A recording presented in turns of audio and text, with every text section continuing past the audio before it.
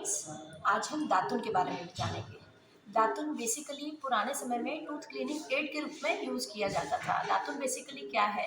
नीम या बबूल की जो स्टिक्स होती हैं उसको हम लोग दातुन कहते हैं, या वी कैन से मिसवाक और सिवैक।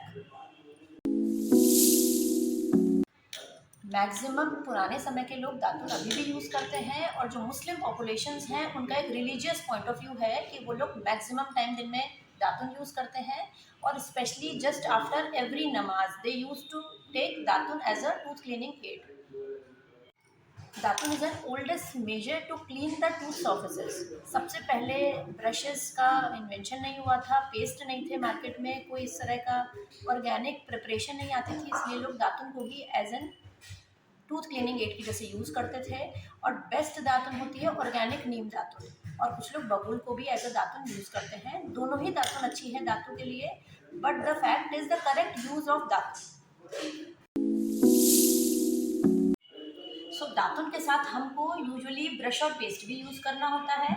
यूजुअली कुछ लोग पाउडर वाला मंजन यूज़ करते हैं, लाल मंजन, सूर्या मंजन। इधर यूपी और बिहार में ज़्यादा ये सब कल्चर है, तो पाउडर वाला मंजन हमें यूज़ नहीं करना है। और कोई इस तरह की प्रिपरेशन जो कि लोकली लोग प्रिपेयर करके सेल आउट करते हैं मार्केट में, वो हमें प्रिपरेशन यूज़ नहीं करनी है।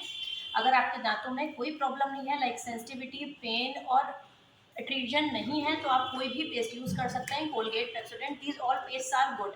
बट अगर आपको सेंसिटिविटी है तो आपको मेडिकेटेड पेस्ट यूज़ करना है, जो आपका स्पेशली डेंटल सर्जन ही प्रिस्क्राइब करेगा। अपनी इच्छा से कोई पेस्ट यूज़ नहीं करना है। और अगर आपको लगता है कहीं आपके दांतों में ब्लैकेंड स्पॉट है, या कहीं आपको स्लाइट या मॉडरेट पेन है, तो तुरंत अपने डेंटिस्ट से मिलके उसको ट्रीट कराना है। अनट्रीटेड केस ही लॉन्ग टर्म में दांतों को ग्रॉसली डिकेट कर देते हैं, जिसका ट्रीटमेंट हमको फिलिंग या तो फिर आरसीटी के रूप में कराना पड़ता है, और बहुत ज़्यादा डिके हो जाता है तो हमें दांत निकलवाना भी पड़ जाता है। दातुन एंटी माइक्रोबियल के लिए के जैसे एक्ट करता है। एंटी माइक्रोबियल मीन्स जो उसका जो जूस होता है वो हमारे मुंह के जितने बैक्टीरियाज हैं उनको किल करता है। सेकेंड यूज़ है, दातुन एज एन एब्रेसिव काम करता है। जो उसके स्क्रबिंग जो टिप्स होती हैं वो हमारे सुपरफिशियल लेयर पे जो भी फूड डिपॉजिशन है, या प्लाक लेयर है, या सॉफ्ट कैल्कुलस है, उसको जेंटली रिमूव करता है। दातुन के एडवर्स इफेक्ट क्या है? यूजुअली पेशेंट हमारे पास आते हैं, दे यूज टू से कि हम दातुन यूज़ करते हैं तब भी हमारे दांतों में कीड़े लग जाते हैं। क्यों कीड़े लग जाते हैं? क्यों हमारे दांतों में पानी लगता है, इतने दिनों से हमें सेंसिटिविटी और कभी कभी दर्द भी हो जाता है। तो इट डजेंट मीन कि आप दातुन यूज़ करते हैं तो दांतों की कोई भी प्रॉब्लम नहीं होगी, कैविटी नहीं होगी, सेंसिटिविटी नहीं होगी, या दांत गंदे नहीं होंगे। कुछ लोगों की आदत है वो रूटीन वर्क करते रहेंगे और दातुन मुंह में लेके उसको च्यू करते रहेंगे। That is totally wrong. दातुन को हमको हार्डली 3 to 4 मिनट्स ही मुंह में च्यू करना है, और उसका जो जूस है वो पूरे ओरल कैविटी में स्प्रेड हो जाएगा, जो कि उसका एंटी बैक्टीरियल क्वालिटी शो करने के लिए सफिशिएंट है।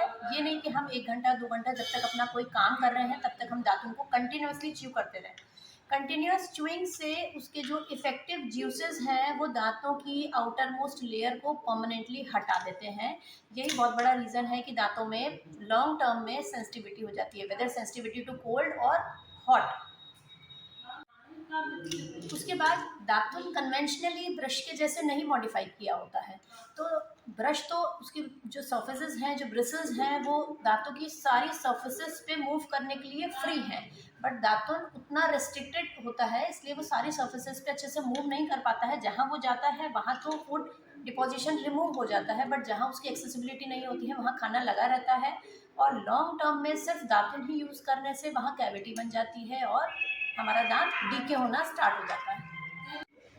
आज मैंने आपको दातुन की और ब्रश की इंपॉर्टेंस बताई है, तो हमारे लिए दोनों ही चीज़ें इक्वली इंपॉर्टेंट है। अगर दातुन आप करते हैं तो ब्रश भी करना है, और दातुन आप नहीं कर सकते तो ब्रश तो सुबह और शाम दोनों करना है।